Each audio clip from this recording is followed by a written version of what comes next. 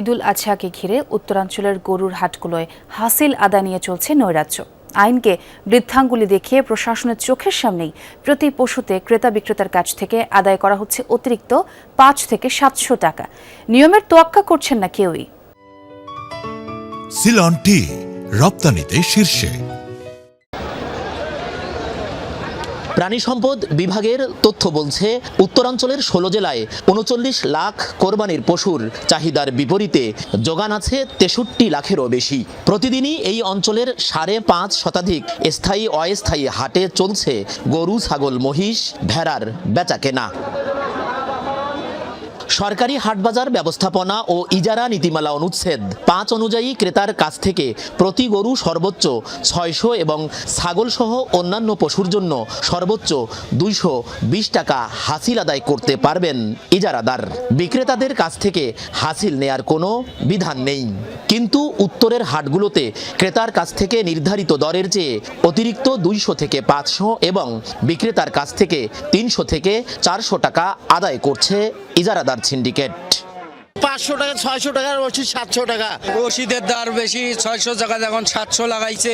চান্দা ১০০ আসলো, ২০০ টাকা এখন নেয়। যাই কিনে নিতেছে তাদের নিতেছে ৭০০, আর যারা বিক্রি করতেছে তাদের নিতেছে ৩০০।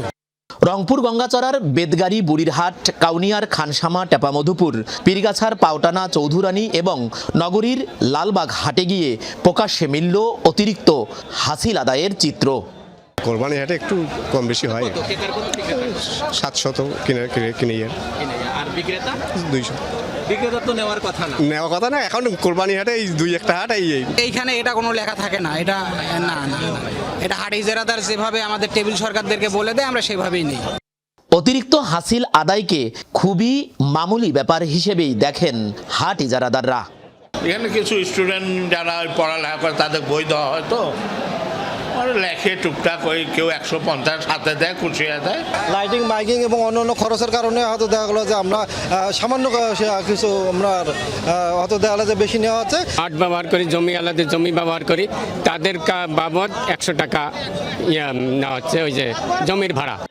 হাসিল নিয়ে নৈরাজ্য ঠেকানোর কথা যাদের, তারাও নীরব। খানসামা হাটে দেখা গেল ইজারাদারের নিয়ন্ত্রণ কক্ষে খোশ গল্পে ব্যস্ত পুলিশ। মধুপুর হাটে নয়, রাস্তায় সময় কাটাচ্ছে আইন শৃঙ্খলা বাহিনী। চৌধুরানী হাটে মিলল সরকারি ভেটেরিনারি চিকিৎসক, নিজেই লিখছেন হাসিলের রসিদ। আমাদের হবে না, না এটা আমাদের ভাষাগত জ্ঞান নেই বলতে, আন্দাজি কি বলতে। এখানে আমি ভেটেরিনারি টিম হিসেবে এটা থেকে হেল্প করতেছি, শুধু লিখে দেওয়ার জন্য, আর কিছু না। তবে আশার কথাও আছে। বেদগাড়ি সহ বিভিন্ন হাটে অভিযান চালিয়ে জরিমানা করেছে প্রশাসন। নজরে আসলে ছাড় নেই বলে জানিয়েছেন রংপুরের ডিসি। যারা অতিরিক্ত অর্থ আদায় করছেন তারা অন্যায়ভাবে, অবৈধভাবে টাকা আদায় করছেন। আমরা প্রত্যেকটা হাটে মাইকিং করেছি যাতে কোনো ক্রেতা অতিরিক্ত টোল দিয়ে তারা পশু না কিনেন। হাসিলে নৈরাজ্য ঠেকাতে আইনের কঠোর প্রয়োগ দেখতে চান ক্রেতা বিক্রেতা সহ সংশ্লিষ্টরা। সরকার, মাঝারুল মান্নান, যমুনা নিউজ, রংপুর।